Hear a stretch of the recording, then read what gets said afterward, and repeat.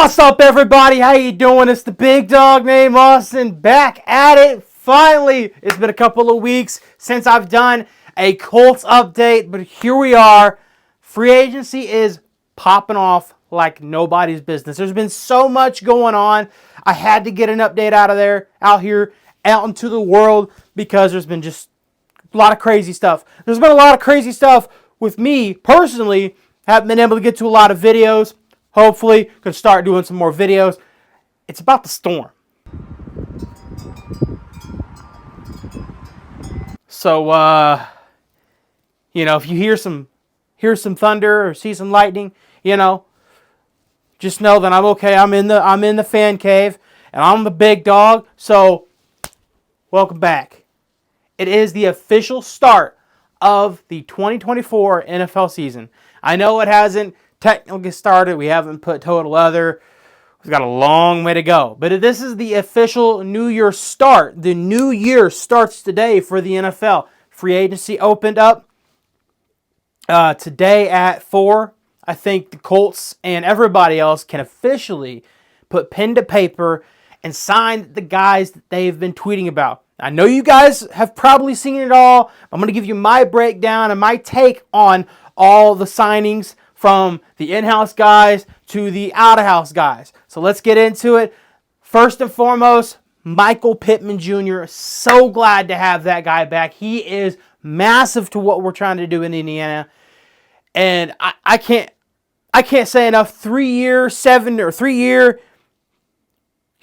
Yeah, 3 years, 70 mil from Michael Pittman Jr. That's perfect. You line it up perfectly with what you think what you hope Anthony Richardson can do in that 3 year period, where you'll be having to pay Anthony Richardson.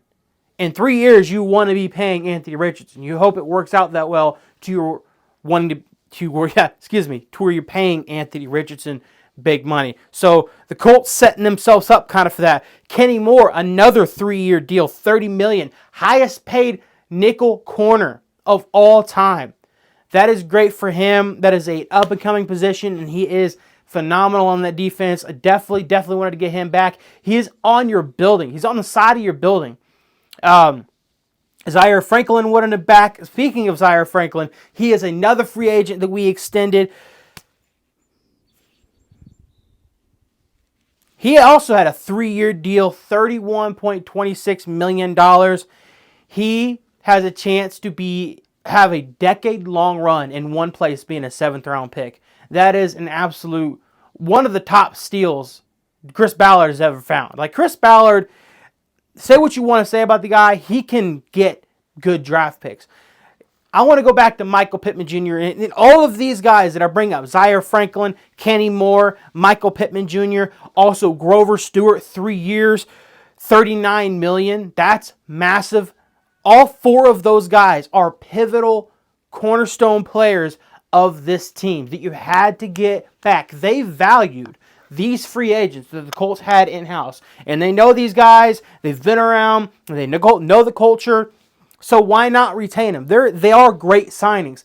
You got a Danielle Hunter in Houston. You got Calvin Ridley in Tennessee. Gardner Minshew went to the Raiders. You got Joe Mixon going to the Texans. You've got Saquon Barkley going to the Eagles. I know I'm missing a lot of it. And there's been a lot of movement. And quite honestly, the Texans have looked pretty good throughout free agency. They seem to be filling some of the holes that they had last year. The Jaguars, they seem to be pretty active in free agency too. They just added Eric Armstead. So that defense is going to get bolstered up a little bit. You're competing with that. You are. The Colts, they've kind of gone outside of the building for a couple of guys. Roquan Davis, defensive tackle, he played for the Miami Dolphins. He was solid. He is a space eater. He is 6'7", 335 pounds. 6'7", 335 pounds. He was from Alabama, 2nd-round pick. Big guy, adds that added depth that you need on the defensive line. Grover Stewart, he had that 6-game suspension last season. And if you remember, the Colts' run game was historically bad. in those 6 games. So having Grover Stewart back is huge. Adding the D-line depth is also huge for the Indianapolis Colts. And I know we don't want to talk about it. I don't want to talk about it. But it is what it is, because Anthony Richardson left 3 of the 5 games he started in his rookie season in the NFL. So you have to imagine the Colts are going to invest in a backup quarterback, and that they did. They got Joe Flacco, the reigning comeback player of the year. Could have been Damar Hamlin. Should have been Damar Hamlin. That's a conversation for another time. Joe Flacco, 1-year deal, $8.7 million, 4.5 guaranteed. I think this is, and hearing him on the Pat McAfee show today, I think this is a good move for the Indianapolis Colts. He knows coming in he's going to be the backup, and he's going to do what he can and be able to step in if he's called upon. Hopefully, we don't have to hear his name said, called, or anything. Hopefully he doesn't have to throw a meaningful pass the entire season. But it's there, okay?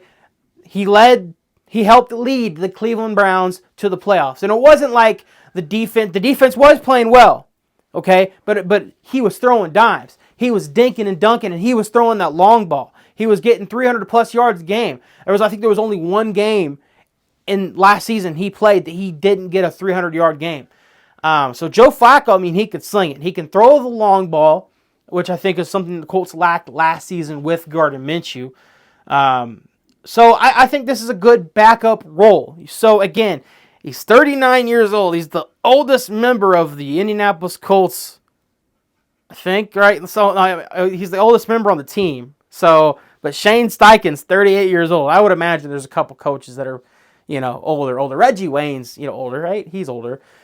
But he's a 39-year-old quarterback. But a lot up here comes with that. So, he could and might help Anthony Richardson in the game situation, maybe give him some advice.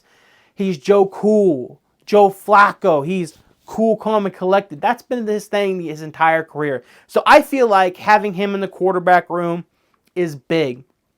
And him having a little bit of history with Shane Steichen in Philadelphia is also big. So I like the move. It's not a move that I don't want to ever think about Joe Flacco coming in the game. But I know if he's there, he can come in, win us a game or two.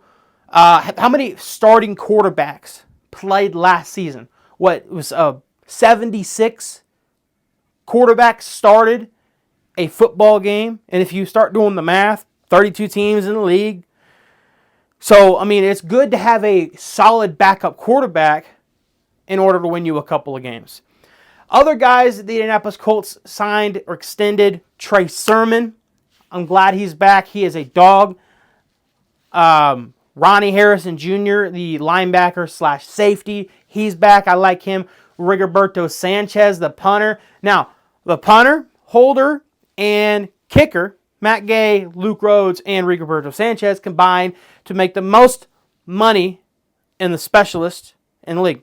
Just thought I'd throw that out there. Tyquan Lewis got a 2-year deal. Defensive end Gennard Avery also was extended for the Colts. Couple guys that the Colts lost. Zach Moss, he's to the Bengals now. Gardner Minshew, he is with the Las Vegas Raiders now. I kind of like that. I don't like the Raiders, but Gardner Minshew's cool, and I feel like he's got the right moxie for that team. So I can't be mad at that move. But I'm also a little surprised that Justin Fields hasn't gotten a shot over Gardner Minshew. But that's another conversation for another time. But this, I feel like right now, these signings, they are what the Colts need, and you want to talk about the trade rumors with Willie Snead with the Kansas City Chiefs. Snead has been in trade talks for the last few weeks since the Super Bowl. They franchise tagged him. He's looking for a trade. There have been some tweets between, Zaire Franklin and Snead, and then also some interesting Quandre Diggs with the Seattle Seahawks. He's a free agent. A lot of different, there's a lot of stuff going on in the social media world. You got Julian Blackmon, who the Colts have yet to sign and extend, unfollowing the Colts on Instagram. So it's a crazy time. And it as much as as stupid as it sounds, it matters. It matters when a player unlikes somebody or unfollows somebody on social media, especially the team. Like, that's a sign. Like, you have to physically go into your phone, go into that app, go to that profile, hit the unfollow button, and I'm 99% sure it brings up, are you sure you want to do this? And you say yes. So you know what you're doing when you unfollow somebody. It's like, no, I didn't mean, no, you meant to. So that's a sign to me that the Colts may or might not be bringing back Julian Blackmon. So there's some other safeties, there's some other corners still in the market. I feel like there's a lot of big names. I really do. So the Colts still have a little bit of money to play with. They paid a lot of their in-house guys. They preached and preached and preached. We pay our own. We pay our own. And that is exactly what Chris Ballard did. And he's deciding more or less to run it back with the same group that we had last season. And look, I'm not upset about that. You got Michael Pittman Jr. as the wide receiver 1. You're looking at Josh Downs as the wide receiver 2. And then Alec Pierce is wide receiver 3. Now, we can see how they work out with Anthony Richardson. That's the biggest variable in this equation, is now we have a dual threat quarterback, a quarterback who's very raw and extremely athletic and extremely talented and has much potential. You putting it in this offense, you're going to see what it can do with Jonathan Taylor and Michael Pittman. And if you add one more receiver, and you have pick 15 in the draft, if you decide to keep it, if you don't trade, you could bolster that secondary by trading the 15th pick away, getting Snead. I don't know what the Chiefs want. But if you draft a wide receiver, say that kid, Xavier McKinney, I'm sorry if I'm getting that name wrong. The kid who ran the 4.21 from Texas, like, there are some stud wide receivers in this draft. You can get somebody solid at 15 to go along with Anthony Richardson. So, I mean, it's Chris Ballard saying run it back doesn't really surprise me. It's kind of been his MO is to, building the trenches, which is what he's done with the Roquan Davis move. I really would love to see some support in the secondary, the young secondary, and there's still time. I'm not saying that Chris Ballard won't get some help in the secondary. There's absolutely a lot of time. There's still a lot of big names on the free agent market. But as of now, those are the signings. That's what's been going on in the Colts world. Crazy fun times. Crazy times, I'll tell you what. But I'm glad you guys are here. I'm glad you guys are able to watch. I am the big dog named Austin. Appreciate you guys sticking around till the very end. Please like, subscribe, share this video. If you want to, share it on Facebook, X, Instagram. Share it on TikTok, even though that's going away. Okay? Just share it. Just share this video. Share the video. Let's, get this out. Get the word out to whoever. This word, the Colts word, the big dog named Austin wants people to watch. I want you to watch. I want you to enjoy yourself.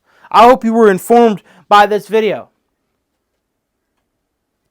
That being said, pretty sure the storm is slowly but surely rolling in. So that wraps up tonight's video. I appreciate you guys watching. I am the big dog named Austin. Go Colts!